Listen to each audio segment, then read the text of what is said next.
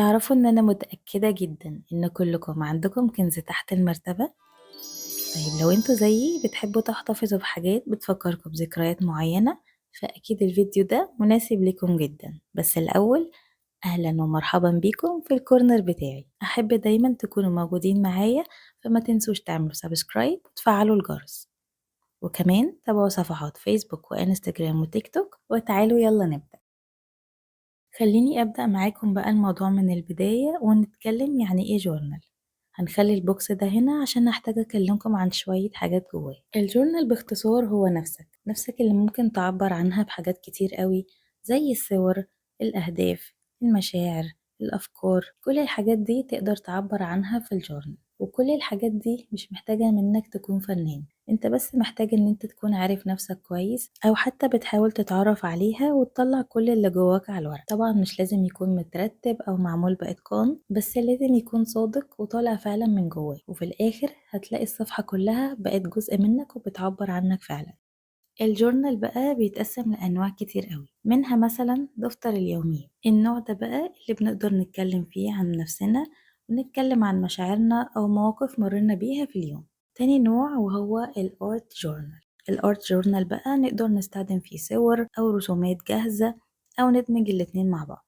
يمكن أول ما عرفت الارت جورنال عرفت معاه كمان الجوات الكرافت، وحسيت إن الاتنين كده نقدر نستخدم فيهم نفس الخامات أو نفس الأدوات، زي قصاقيس الورق كده والصور الجاهزة، أو الكتابة والرسم بالإيد. ودي كانت مجموعة كده من الجوابات اللي بدأت بيها وعملتها قبل كده، كنت عملت لكم بيها فيديو قبل كده. وتقريبا الجورنال ممكن يكون حاجات شبه دي كده بس متجمعة في نوت بوك. بصوا هنا مثلا ده ورق مطبوع مع كتابة بخط الإيد. هنا مثلا استخدمت قصاقيس ورق، عملت لها تعتيق، والتعتيق ده برضو عملته معاكم في فيديو قبل كده بكذا تكنيك وعلى أكتر من نوع ورق، وشوفنا ازاي كل مرة ممكن نطلع كل ورقة بشكل مختلف. هسيب لكم بقى لينك الفيديو في صندوق الوصف عشان لو حبيتوا ترجعوا له.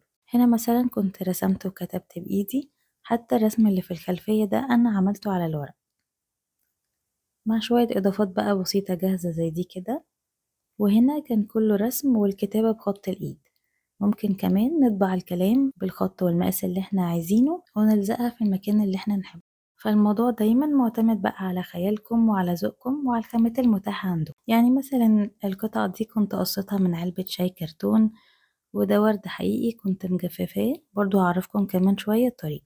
فالفكرة انكم تقدروا تستخدموا اي حاجة متاحة عندكم من غير بقى اي قيود او حاجة تحكمكم، انتوا بس بتخرجوا كل اللي جواكم بشكل فعلا هتحسوا انه بيعبر عنكم. من ضمن الحاجات برضو اللي كنت بستخدمها هي قصاقيس الورق الصغيرة دي، كنت بجمعها كده في البرطمان ده، ولو ورقة مثلا عجبتني أو بقايا ورق اتبقى معايا وأنا بستخدمه، أي رسمة أو أي حاجة بشوفها كده كنت بحس إن هي شكلها حلو، ممكن كنت أجمعها.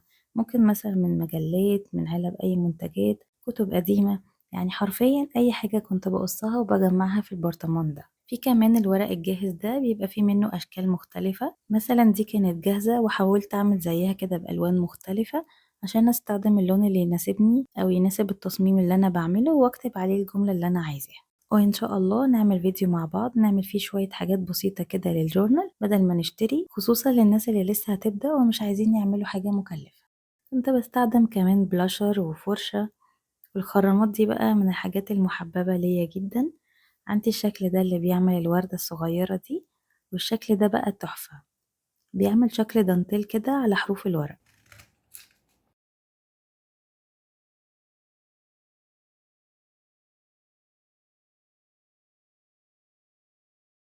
في كمان المفارش الدانتيل اللي كل مرة بقول لكم قد ايه انا بحبها، شكلها كيوت كده، ممكن تستخدموها زي ما هي او تعملوا لها تعتيق بتبقى حلوة قوي.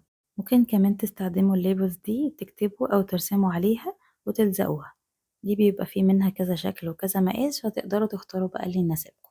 عندي بقى من الستيكي نوتس دي اللي ملونة، دي بتبقى كيوت قوي. وفي السادة بقى بيبقى في منها مقاسات والوان كتير برضو، وتقدروا تستخدموها في الجورنال.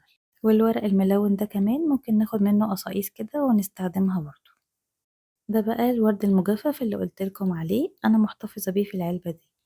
هو ورد طبيعي، انا بجيبه وبحطه في اي كتاب وهو مفروض، بس نراعي ان يكون مفروض بشكل حلو كده عشان لما ينشف هيطلع بنفس الشكل. بحطه كده في الكتاب، وبحط الكتاب تحت اي حاجة تكون تقيلة، وبسيبه كذا يوم. ممكن كل كام يوم كده نفتح نبص عليه لحد ما نتأكد ان هو نشف خالص وبقى جاهز للاستخدام، بيطلع بقى في الآخر بالشكل الحلو ده. وحاجة حلوة فيه برضو انه لحد كبير يعني بيحتفظ بلونه. وبس دي اهم الحاجات يعني. واهم حاجة طبعا بقى النوت بوك اللي هنعمل فيها الجورنال. النوت بوك بيبقى ليه شكل من اتنين، يا اما فاضي خالص مفهوش ولا اي سطور ولا اي حاجة، او بيبقى منقط. حاليا يعني انا ما عنديش ولا ده ولا ده، بس انا هستخدم دلوقتي النوت بوك المسطر ده ومفيش حاجة هتوقفني. وهبدأ فيه ايه بقى؟